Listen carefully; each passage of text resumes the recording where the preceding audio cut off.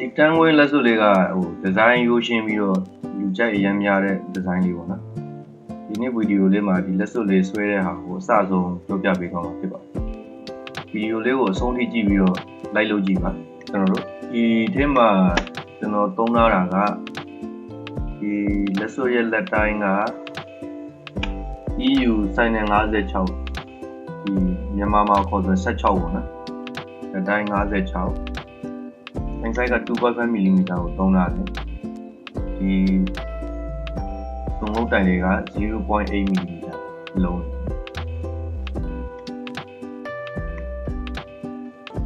အဲ့တော့စပြီးတော့ဆွဲလိုက်ရအောင်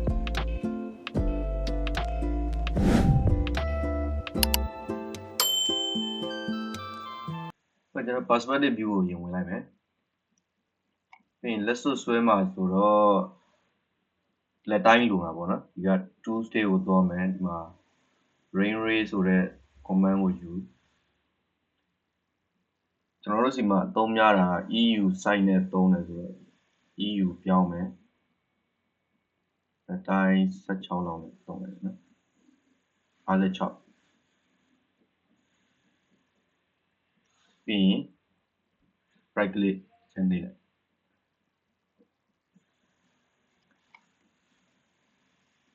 ပြီးရင်ဘာဆက်လုပ်ရမလဲဆိုတော့ဒီ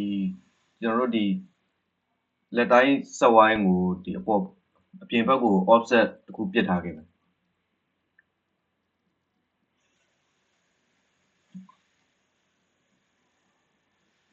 offset distance က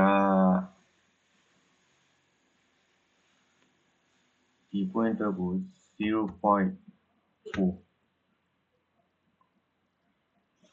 enter ချက်နေလိုက်ဟုတ် enter အဲ 0.4 ဘာလို့ထားလဲဆိုတော့ဒီအပေါ်မှာစိန်စီတဲ့အခါမှာဒီအောက်ကစိန်ရဲ့ချွန်းနဲ့ဒီလက်တိုင်းပေါ်ကဟိုဟာနဲ့လွတ်အောင်ပေါ့နော်မှန်းပြီးတော့ 0.4 mm ထားခဲ့ပြီးရင် front view လေးကိုတွားလိုက်မယ် front view လေးတွားပြီးတော့ဒီပေါ်မှာစိန်လေးထည့်မယ်ဆိုတော့ဒီက jam command လေးကိုတွားမယ်အဲ့ပေါ်မှာဘာရှိလဲဆိုတော့ဒီမှာ jam on rain ray ဆိုတဲ့ဟာရှိအရင်ဆုံးဒီလက်တိုင်းယူထားတဲ့ soft wine ကို select ပေးထားမယ်ပြီးလို့ချင်းဒီ jam on rain ray ဆိုတဲ့ command ကိုယူလိုက်ဒီကြောက်လာလို့ချင်းဒီမှာအဲစိန် site တွေပြောင်းလို့ရတယ်နော်ဒီမှာမပြောင်းချင်ဘူးဆိုရင်ဒီဘက်ကညာဘက်ခြမ်းကဒီ box ထဲမှာဒီ site တွေပါဒီထဲမှာလာပြောင်းလို့ရတယ်ဒါပေမဲ့ကျွန်တော်ဒီကနေပဲပြောင်းလိုက်မယ်ကလေးတစ်ချက်နှိပ်လိုက်ခုသုံးမှာဘယ်လောက်သုံးမလဲဆိုရင် 2.5 mm လောက်သုံးမယ် 2.5 enter တစ်ချက်နှိပ်လိုက်ပြီးရင်ဒီ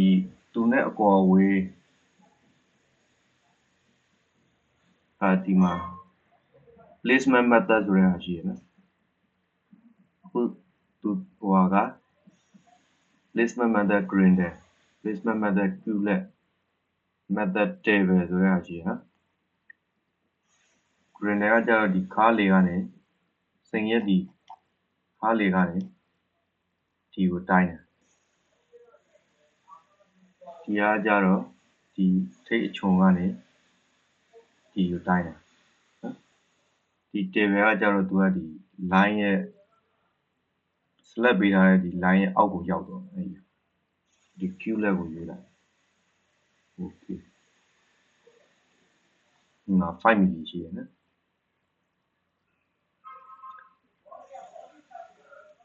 5 mm ကိုဘယ်လောက်ထားမလဲဆိုတော့ဒီအောက်ကလက်တိုင်းပေါ်က 0.8 လောက်အသားထူထားမယ်ဆိုတော့ဒီကောင်ကို 0.85 လောက်မှန်းပြီးထားတာ 0.85 ဒီလိုရင် enter တစ်ချက်နေလိုက်ပြီးဒီစိန်ကိုဒီတစ်ပတ်လုံးအပြည့်ဖြစ်အောင် select ပေးပြီးတော့ဒီ transform တွေက polar array command ကိုသုံးတယ် command ယူလိုက်တဲ့သူတက်ဖို့က5ခုပေးထားတယ်ဒီမှာ from view ကကြည့်နေတယ်ဆိုတော့မှန်တယ်မှားနေတယ်ဆိုလို့ချင်းဒီက exit ကိုလာပြောင်းပေးလို့ရတယ်နော်ခုကတော့ y exit မှန်တယ်ထားလိုက်ဒီမှာအရေးအတွက်ကိုပြောင်းကြည့်မယ်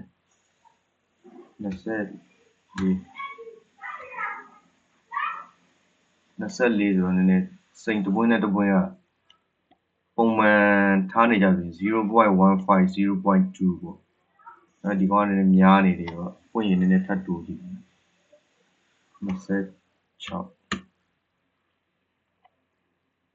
လောက်ဆိုဒီဘားကိုဆွဲပြီးတော့လည်းတိုးလျှော့ကိုကစားကြည့်လို့ရတယ်လက်ပုံစံအဆင်ပြေပြီဆိုရင် enter တစ်ချက်နေရမယ်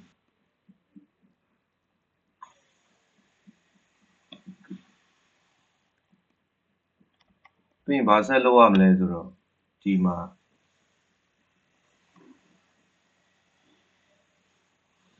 သုံးခုတိုက်တဲ့ဒီနှစ်ပွင့်ကြားကနေဒီလိုလာမယ်ပြီးလို့ရှိရင်နှစ်ပွင့်ကိုကြော်ပြီးတော့ဒီကြားလေးကိုတွားမယ်ဆိုတော့အဲ့ဒီတဲကနေဒီသုံးခုတိုင်ဆွဲဖို့အတွက်ကိုကတ်တစ်ကြောင်းကိုဖန်တီးရအဲ့တော့ဒီနှစ်ပွင့်ကြားကိုညီညာနဲ့ရအောင် reference ယူပြီးတော့ဆွဲရအဲ့တော့ကျွန်တော်တို့ဒီကတ်လေးကိုတွားမယ် line command ကိုယူလိုက်မယ် line command ဆိုရင်ဒီတိုင်းရိုး line ကအဆင်မပြေဘူးဒီထဲမှာ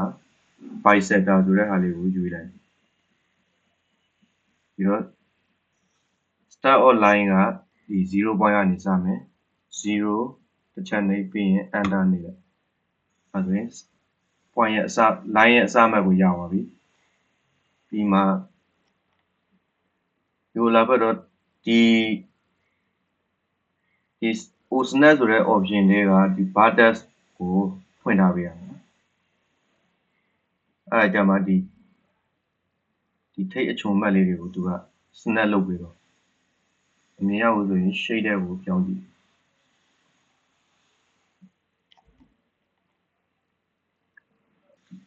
ဒီမှာတခု click နောက်စိန်တစ်ပွင့်ရဲ့ထိပ်ကို click အဲဆိုရင်သူတို့နှစ်ပွင့်ကြားအလဲတက်တဲ့ကိုဒီလိုတွေကအတိအကျရပါတယ်နော်ပြီးရင်ဒီ line ရှည်ကိုဘယ်လောက်ထားမလဲဆိုရင်ဒီအပေါ်ဘက်နားလေးကိုလာပြီးတော့ဒီလောက်ဆိုရင်အဆင်ပြေတယ်ဘာလို့လဲဆိုတော့ဒီမှာ pipe လုပ်လိုက်လို့ရှိရင်ဒီ pipe ရဲ့ထိပ်မှာကခုံးလေးတစ်ခုရှိနေဦးမယ်ဆိုတော့ဒီစိန်မျက်နှာပြင်ပေါ်ကိုသူကလုံလောက်တဲ့အရှိရှိရပေါ့နော်အဲဒါဒီလောက်ပဲထားပြီးရင်ဒီဘက်ချမ်းကိုလည်းတစ်ခုထပ်လုပ်မယ်ဆိုတော့ line command ကိုထပ်ယူလိုက် bisector line ရဲ့ start point က0 enter ဒီတစ်ပွင့်နဲ့ဒီတစ်ပွင့်နဲ့ကြာဒီလို vertex ဆိုတဲ့ဟိုဟာလေး point လေး snap မိနေတဲ့အချိန်မှာ click တစ်ချက်နေလိုက်အဲဆိုရင်ဒီစိန်ပွင့်ကြားကို line တစ်ခုရအောင်သူ့ကိုလည်းဒီအပေါ်ဘက်ကို snap ထောက်ပြီးတော့ click တစ်ချက်နေအဲဆိုရင်သူ့စုံငုတ်တိုင်ဆင်းလာမယ် line နှစ်ကြောင်းကို reference အနေနဲ့ရပါပြီနော်ပြီးရင်ဒီနှစ်ခုကဒီအရှည်လိုက်သုံးမှာမဟုတ်ဘူးဒီထိပ်ပိုင်းလေးပဲယူပြီးတော့မလိုတဲ့အပိုင်းကိုဖြတ်ထုတ်လိုက်ပါမယ်သူ့ကိုဖြတ်ထုတ်ဖို့အတွက်ဒီ set y တစ်ခုယူလိုက်မယ် set y ရဲ့စမှတ်ကလည်း0 enter တစ်ချက်နဲ့ဒီ set y ကိုဘယ်လောက်ထိယူမလဲဆိုရင်ဒီစိန်ရဲ့ဒီခပတ်သားအောက်နားလေးကိုနည်းနည်းလေးချပြီးတော့နော်ဒါတော့အဆင်ပြေတယ် click ပြီးမှသူတို့ set y နဲ့ဒီမြင်းနှစ်ကြောင်းတွေကို select ပေးလိုက်မယ်ပြီးဒီဘက်ထဲမှာ quick command ထဲမှာရှိတယ်ဒီမှာကကြီးပုံစံသေးလေးနဲ့ train ဆိုတဲ့ command ယူလိုက်ပြီးရင်ဒီတွင်းဘက်ကမလိုတဲ့အပိုင်းတွေကိုဖြတ်ထုတ်လိုက်ပြီး enter ဒီ set y ကလည်းထပ်ပြီးသုံးစရာမလိုတော့တခါလေ delete လုပ်ထားလိုက်မယ် keyboard က delete ကိုပဲနှိပ်လိုက်ဒီမြင်းကြောင်းလေးနှစ်ကြောင်းကဒီလိုကွေးပြီးတော့ ဆက်သွားမယ်ပေါ့နော်ပြီးရင်ဒီနှစ်ခုကိုဆက်မယ်ဆိုတော့ cap တွေက blanket ဆိုတဲ့ဟာကိုရွေးလိုက်ဒီဘက်ထိပ်ကို select ပေးဒီမြင်းကြောင်းရဒီဘက်အစွန်ကို select ပေးအဲ့မှာသူက direction မှားနေတယ်ဒီက flip faster ဆိုတဲ့ဟာကို on လိုက်မယ်အောက်ကဟာလေး on လိုက်အဲ့ဆိုရင် direction ကမှန်သွားပြီနော်ပြီးတော့ဒီမြင်းကွေးလေးကိုသူကဒီအောက်ကစဝိုင်းနဲ့ကွက်တိလောက်မှထားခြင်းပေါ့နော်အဲ့တော့ဒီက blend အမောက်ဆိုတဲ့ဟာကိုကစားပေးလိုက်0လောက်ဆိုအဆင်ပြေတယ်ပေါ့နော်အဲ့ဆိုရင် enter တစ်ချက်ပေးလိုက်ဒီမြင်းကြောင်းတွေကိုလည်းတစ်ဆက်တည်းပြသွားအောင်တခါတည်းဆက်ပေးလိုက်အဲ့ဒါကဒီမှာ join ဆိုတဲ့ command လေးကို click ချက်နေလိုက်အဲ့ဆိုရင်သူတို့ကတစ်ဆက်တည်းပြသွားသူကအပေါ်တိတ်ကကြည့်လိုက်လို့ရှိရင်ဒီမှာအလဲစင်တာကိုရောက်နေတယ်ပေါ့နော်ဒါဒီဘက်ကိုရွှေ့ပြီးတော့ဒီမြင်းကြောင်းကိုလိုအပ်တဲ့အကွေးပုံစံရအောင်ပြန်ပြီးတော့ညှိပေးရအောင်အဲ့တော့သူ့ကိုညှိမယ်ဆိုလို့ရှိရင်ဒီမှာ control point on ဆိုတဲ့ဟာရှိတယ်အဲ့ဒီကောင်လေးကိုဖွင့်ကြည့်မယ်အဲ့ဆိုဒီ point လေးတွေကနည်းနေပေါ့နော်အဲ့တော့လိုအပ်တဲ့ point လေးရအောင်သူ့ကိုပြန်ပြင်လိုက်ကတ်ကို select ပြီး repeat ကိုနှိပ်လိုက်point က16 point သူ့ original point ကအဲ့ကို12လောက်ထားလိုက်မယ်ကျန်တာကတော့မပြောင်းဘူး degree ကို3မှာထားမယ် okay နှိပ်လိုက်ပြီး control point ကိုတစ်ချက်ပြန်ဖွင့်ကြည့်မယ်ဒီမှာ point လေးရောက်လာပြီအဲ့ဒါဆိုရင်ကျွန်တော်တို့ဒီကတ်ကိုလိုသလိုပုံစံဖော်လို့ရပြီပေါ့နော်အရင်ဆုံးဒီမှာသမုတ်တိုင်းအတွက်ကိုပိုက်လုပ်လိုက်ပိုက်လုံးမယ်ဆိုရင်ဒီက solid တွေကိုတော့ဒီမှာဒီ dynamic command နဲ့ pipe ကိုသုံးလို့ရတယ်ရိုးရိုးဒီ command pipe ကိုသုံးလို့ရတယ်ပေါ့နော်ဒီမှာ dynamic command နဲ့ဟာပဲသုံးလိုက်မယ်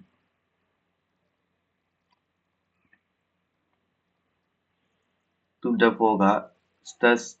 start side radius က 0.3 ဆိုတော့ 0.8 ထားမယ်ဆိုတော့ 0.4 n ကိုလည်း 0.4 ဒီထိပ်ကလုံးနေပြဆိုတော့ဒီမှာမလုံးဘူးဆိုရင်ဒီက cap ဆိုတဲ့ဟာကိုလာပြောင်းပေးရမယ် none ဆိုရင်ဒီလိုထိပ်ကအပြားကြီးဖြစ်နေတယ် flat လည်းအဲ့ဒီတိုင်းပဲ round ဆိုရင်တော့ထိပ်ကိုဒီလိုအခုံးချိတ်လေးနဲ့အဆုံးသတ်သွားမယ်နော်ကိုလိုချင်တဲ့ပုံစံရပြီဆိုရင် right click ဖြစ်ဖြစ် enter ဖြစ်ဖြစ်တစ်ချက်နှိပ်လိုက်ရပါပြီအပေါ်ကကြည့်လိုက်လို့ရှိရင်သူကအလယ်မှာပဲရှိနေတယ်အဲ့တော့သူ့ကိုဒီဘက်ကိုရွှေ့ဖို့အတွက် select ပေးလိုက်မယ်ကတ်ကိုပဲပိုင်ရတယ်နော်ပြီးရင်ဒီဘက်ကိုရွှေ့လိုက်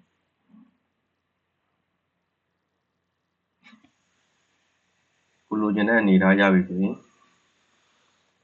ဒီကတ်ကိုလည်းနည်းနည်းဒီအနှွဲ့အဆောင်လေးလုပ်ပေးရအောင်အဲ့တော့ဒီက wireframe view ကိုဖွင့်လိုက်မယ်ဒီမှာကတ်ကမမြင်ရအောင်မမြင်ရတော့ layer တစ်ခုကိုချိန်ပြီးတော့အရောင်ပြောင်းလိုက်တယ်နော်အနီရောင်လေးကိုထည့်လိုက်အဲဆိုရင်ဒီမှာကတ်ကိုမြင်နေရပြီအဲ့ကတ်ကို select ပေးပြီးတော့ဒီက control point ကို on လိုက်မယ်ဒီက point က12 point ဆိုတော့သူကဒီမှာ3 point 3 point စီညီတူမျှတူဖြစ်တယ်ပေါ့နော်အဲ့တော့ဒီရွှေ့ကျင်တဲ့ point 3ခုကို select ပေးလိုက်မယ်သူ့ကိုအတွင်းဘက်ကိုနည်းနည်းထည့်လိုက်ဘယ်လောက်ထည့်မလဲဆိုတော့ 0.15 ရွှေ့လိုက်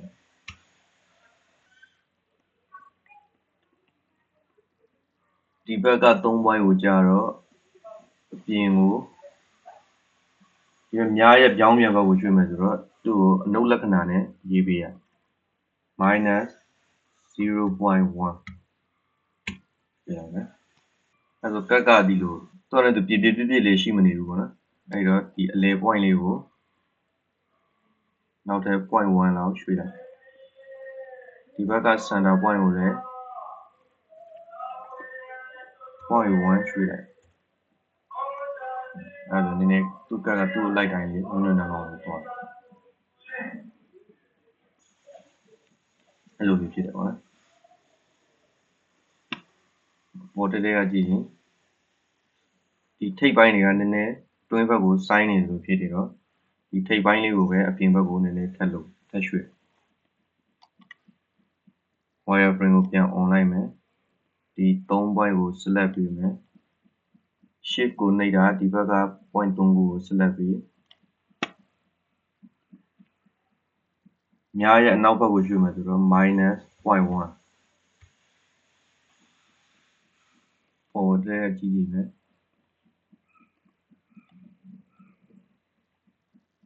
ဆိုတော့ဒီအခန်းနဲ့ကွက်တီလောက်မှလေးထားမယ်ပေါ့နော်ပြီးရင်ဒီကလည်းဒီစွန်ငုတ်တိုင်ရဲ့လုံးဝကဒီစိန်တွေရဲ့နှကန်းနဲ့ထိနေရမှာပေါ့ select ပြီး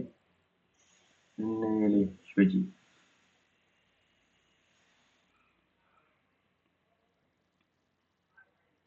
โอเคနောက်ဆိုရင်ရလောက်ပြီဒီနေ့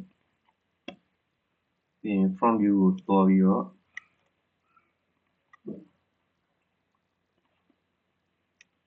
ဒီအနေထားလေးပေါ့နော်ဒီမှာ front view ကိုတွားပြီးတော့သူ့ကို select ပြီး transform တွေက polar array နဲ့စိန်က26 point ထားခဲ့တယ်ဆိုတော့သူ့ကိုလည်း26ခုထားလိုက် perspective view မှာတွားကြည့်မယ်ကြည့်ရတော့အဆင်ပြေတယ်အဆင်ပြေတော့ right click ချက်နေလိုက်အဲဆိုရင်ဒီဘက်ကတစ်ချမ်းရသွားပြီပေါ့နော်ဒီဟာတွေကို select ပေးလိုက်မယ်ဒီ transform တွေက mirror ဒီကဒီ x ဝင်ရိုးအတိုင်းကိုဟိုဘက်ချမ်းကို mirror လုပ်မှာဆိုတော့ဒီက x ကို on လိုက်မယ် y ကိုမလုပ်ဘူး y ကိုပိတ်လိုက်ပြီးရင် right click တစ်ချမ်းလိုက်ပြီ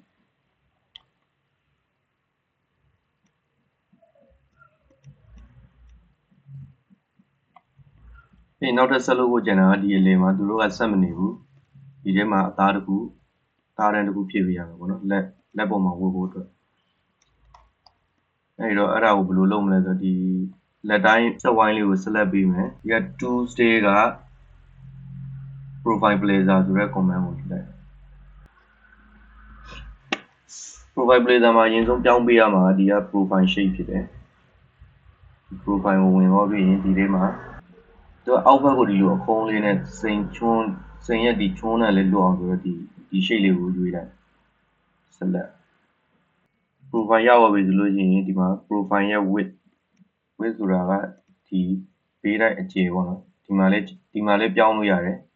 ဒီကနေလည်းတခါလေးတန်ဖိုးရိုက်ထည့်ပြီးပြောင်းလို့ရတယ် profile width ကိုဘယ်လောက်ထားမလဲဆိုရင် 0.8 လောက်ထားလိုက် profile height ကကြတော့ 0.7 လောက်ထားလိုက်ပြီးရင်ဒီအောက်က activate auto switch ဆိုတဲ့အားလေးကို on ပေးလိုက်မယ်အဲဒါဆိုရင်အားလေးပုံမြင်ရပြီမြင်ရဒီကစိန်ရဲ့ဒီမျက်လုံးပုံလေးကိုပိတ်လိုက်လို့ရှိရင်ဒီအတွင်းဘက်ကိုမြင်ရတယ်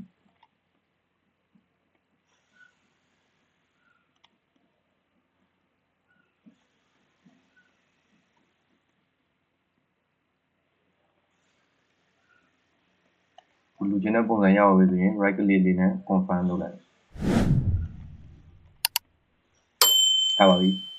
ဒါအရန်ရိုးရှင်းတဲ့လက်စုပ်လေးပေါ့နော်အကုန်လုံးအဆင်ပြေကြပါစေဗီဒီယိုလေးကိုအဆုံးထိကြည့်ပေးတဲ့အတွက်ကျေးဇူးတင်ပါတယ်ကျွန်တော်ဗီဒီယိုလေးကိုကြိုက်နေတဲ့ဆိုရင်